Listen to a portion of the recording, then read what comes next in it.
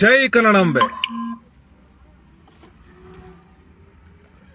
ಸಮಸ್ತ ಎಲ್ಲ ನನ್ನ ಕನ್ನಡ ಬಂಧುಗಳಿಗೆ, ಕನ್ನಡಿಗರ ಸ್ವಾಭಿಮಾನದ ಪಕ್ಷ ಕನ್ನಡ ದೇಶದ ಪಕ್ಷದ ವತಿಯಿಂದ ಶರಣಾರ್ಥಿಗಳು.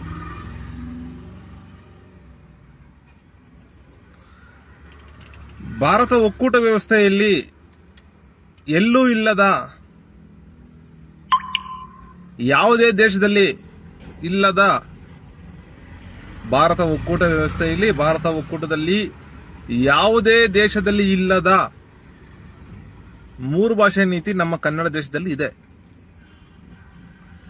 ಇದನ್ನ ಅತ್ಯುಗ್ರವಾಗಿ, ತೀವ್ರವಾಗಿ ನಮ್ಮ ಪಕ್ಷದಿಂದ ಖಂಡಿಸ್ತಾ ಇದ್ದೀವಿ. ನಮ್ಮ ಕನ್ನಡ ದೇಶಕ್ಕೆ, ನಮ್ಮ ಕನ್ನಡ ಬಂಧುಗಳಿಗೆ 3 ಭಾಷೆ ನೀತಿ ಬೇಡ. ಭಾರತ ಒಕ್ಕೂಟ ವ್ಯವಸ್ಥೆಯಲ್ಲಿ ಬೇರೆ ದೇಶಗಳಿಗೆ, ಭಾರತ ಒಕ್ಕೂಟದಲ್ಲಿರುವಂತಹ ದೇಶಗಳಲ್ಲಿ ಯಾವುದೇ ದೇಶಕ್ಕೆ ಇಲ್ಲದೆ ಇರುವಂತಹ 3 ಭಾಷೆ ನೀತಿ ನಮ್ಮ ಕನ್ನಡ ದೇಶಕ್ಕೆ ಯಾತಕ್ಕೆ, ಏನಕ್ಕೆ? ಇದರಿಂದ 3 ಭಾಷೆ ನೀತಿಯಿಂದ ಇದುವರೆಗೂ ಭಾರತ ಒಕ್ಕೂಟ ಸೇರ್ಪಡೆಯಾದಾಗಿಂದ ನಮ್ಮ ಕನ್ನಡ ದೇಶದ ಮೇಲೆ, ಸಮಸ್ತ ಕನ್ನಡ ಬಂಧುಗಳ ಮೇಲೆ ಹಿಂದಿ ಏರಿಕೆ ಮಾಡಿ 3 ಭಾಷೆ ನೀತಿ ಶಿಕ್ಷಣ ವ್ಯವಸ್ಥೆ ಜಾರಿಗೆ ತಂದು ಇದರಿಂದ ಉದ್ಧಾರ ಆಗಿರೋದಾದ್ರೂ ಏನ್ ಬೆಳವಣಿಗೆ ಕಂಡಿದೆ ಕನ್ನಡ ದೇಶ?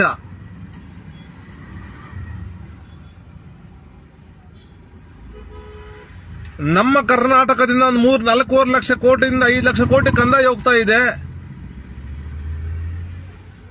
ಭಾರತ ಒಕ್ಕೂಟ ಸರ್ಕಾರಕ್ಕೆ. 3 ಲಕ್ಷ ಕೋಟಿ ಏನಾದ್ರು ಅನುದಾನ ಕೊಡ್ತಾವ್ರ? ಅಥವಾ ಏನು ಒಂದು ಈ ಆಡಳಿತ ಆಡಳಿತ ಏನಿದೆಯಲ್ಲ, ಭಾರತ ಆಡಳಿತ ಸೇವೆ, ಭಾರತ ರಕ್ಷಣಾ ಸೇವೆ, ಮತ್ತೆ ಭಾರತ ಅರಣ್ಯ ಸೇವೆ, ಈ ತರ ಏನಿದೆ, IAS IPS ಈ ತರ ಹೊಂತ ಸೇವೆಗಳಿದೆಯಲ್ಲ, ಇಂತಹ ಅಧಿಕಾರ ವರ್ಗದಲ್ಲಿ 3 ಭಾಷೆ ನೀತಿ ಕರ್ನಾಟಕ ದೇಶದಲ್ಲಿ ಇದ್ದು, ಕನ್ನಡ ಬಂಧುಗಳು 3 ಭಾಷೆ ನೀತಿ ಇಷ್ಟು ವರ್ಷ ಕಲ್ತು ಇಂತಹ ಅಧಿಕಾರ ವರ್ಗದಲ್ಲಿ ನಮ್ಮ ಕನ್ನಡ ಬಂಧುಗಳು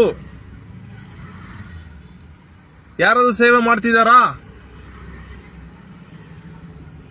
ಆಗಿದಾರಾ?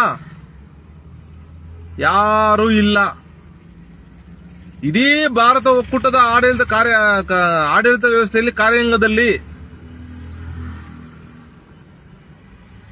ನಮ್ಮ ಕನ್ನಡ ಬಂಧುಗಳು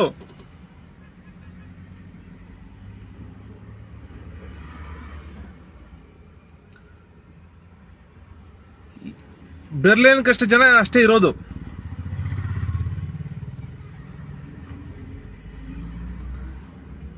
ಇಂತಹ ದುರಂತಕ್ಕೆ, ಇಂತಹ ಒಂದು ಅನ್ಯಾಯಕ್ಕೆ ನಾವು 3 ಭಾಷೆ ನೀತಿ ಕಲಿಬೇಕಾ?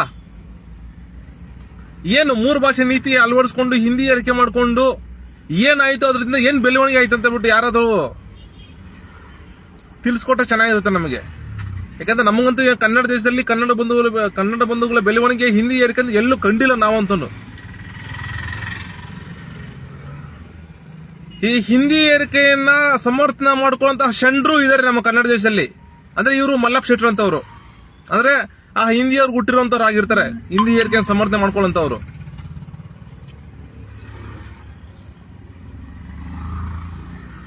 ಯಾರಿಗೂ ಬೇಡ, ಭಾರತ ಒಕ್ಕೂಟ ವ್ಯವಸ್ಥೆಯಲ್ಲಿ ಯಾರಿಗೂ ಬೇಡವಾದ 3 ಭಾಷೆ ನೀತಿ ನಮ್ಮ ಕನ್ನಡ ಬಂಧುಗಳಿಗೂ, ಕನ್ನಡ ದೇಶಕ್ಕೂ ನಮಗ್ ಬೇಕಾಗಿಲ್ಲ. ಇತ್ತೀಚೆಗೆ ನಮ್ಮ ಕನ್ನಡ ಬಂಧುಗಳು ಈಗೇನು ಪರೀಕ್ಷೆ ನಡೀತಾ ಇದೆ, ವಾರ್ಷಿಕ ಪರೀಕ್ಷೆ ನಡೀತಾ ಇದೆ. ಈ ವಾರ್ಷಿಕ ಪರೀಕ್ಷೆಯಲ್ಲಿ ಹಿಂದಿ ಪರೀಕ್ಷೆ ಕಡ್ಡಾಯ ಇರುತ್ತೆ. ಇವರು ಹಿಂದಿ ಪರೀಕ್ಷೆ ಕಡ್ಡಾಯ ತೆಗಿಬೇಕು. ಹಿಂದಿ ಪರೀಕ್ಷೆಯಲ್ಲಿ ಅನುತ್ತೀರ್ಣ ಆದ್ರೂ ಅದನ್ನು ಉತ್ತೀರ್ಣ ಮಾಡಬೇಕು, ಕಡ್ಡಾಯ ತೆಗಿಲೇಬೇಕಂತ ಬಿಟ್ಟು ಕನ್ನಡ ಬಂಧುಗಳು ಪ್ರತಿಭಟನೆ ಮಾಡ್ತಿದ್ದಾರೆ. ಈ ಕನ್ನಡ ಬಂಧುಗಳು ಮಾಡ್ತಿರುವಂತಹ ಪ್ರತಿಭಟನೆಗೆ ನಮ್ಮ ಕನ್ನಡ ದೇಶದ ಪಕ್ಷದಿಂದ ಸಂಪೂರ್ಣ ಬೆಂಬಲ ಕೊಡ್ತಾ ಇದ್ದೀವಿ. ಹಾಗೂ ಇಡೀ ಇಲ್ಲೋರ್ಗು ಹಿಂದಿ ಏರಿಕೆ ಮಾಡಿದಾಗಿಂದ 3 ಭಾಷೆ ನೀತಿ ಯಾವಾಗಿಂದ ಬಂದಿದೆ ನಮ್ಮ ಕನ್ನಡ ದೇಶದಲ್ಲಿ. ಎಷ್ಟು ಜನ ವಿದ್ಯಾರ್ಥಿಗಳು ಆ ಸಂದರ್ಭದಲ್ಲಿ ಓದಿರೋರು, ಈಗ 50 ವರ್ಷ ಆಗಿರ್ಬೋದು, 30 ವರ್ಷ ಆಗಿರ್ಬೋದು, 35 ವರ್ಷ, 40 ವರ್ಷ ಆಗಿರ್ಬೋದು, ಯಾರು ಹಿಂದಿಯಿಂದ ಅನುತ್ತೀರ್ಣ ಆಗಿದ್ರೋ ಅವ್ರನ್ನೆಲ್ಲರೂ ಉತ್ತೀರ್ಣ ಮಾಡಬೇಕು. ಉತ್ತೀರ್ಣ ಮಾಡಿ ಅವ್ರಿಗೆ ಉತ್ತೀರ್ಣ ಮಾಡಿ ಅವ್ರಿಗೆ ಅಂಕಪಟ್ಟಿ ಮತ್ತು ವರ್ಗಾನ ಪತ್ರ ಸಮರ್ಪಕವಾಗಿ ವಿತರಣೆ ಮಾಡಬೇಕು ಆ ಒಂದು ವಿದ್ಯಾರ್ಥಿಗಳಿಗೆ. ಮತ್ತು ಓದಿ ವಯಸ್ಕರಾಗಿರೋರಿಗೆ 35 ವರ್ಷ 40 ವರ್ಷ ಆಗಿರೋ ಅಂತವ್ರಿಗೂ, ಹಿಂದಿಯಿಂದ ಯಾರು ಅನುತ್ತೀರ್ಣ ಆಗಿದೆ ಅವ್ರಿಗೂ ಉತ್ತೀರ್ಣ ಮಾಡ್ಬೇಕಂತ ಹೇಳ್ಬಿಟ್ಟು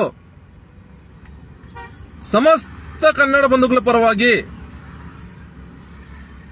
ನಮ್ಮ ಕನ್ನಡ ದೇಶದ ಪಕ್ಷದಿಂದ ಸರ್ಕಾರಕ್ಕೆ ಆಗ್ರಹ ಮಾಡ್ತಾ ಇದ್ದೀವಿ. ಜೈ ಕನ್ನಡಾಂಬೆ, ಜೈ ಕನ್ನಡ ಧರ್ಮ, ಜೈ ಕನ್ನಡ ದೇಶ. ಶರಣಾರ್ಥಿಗಳು.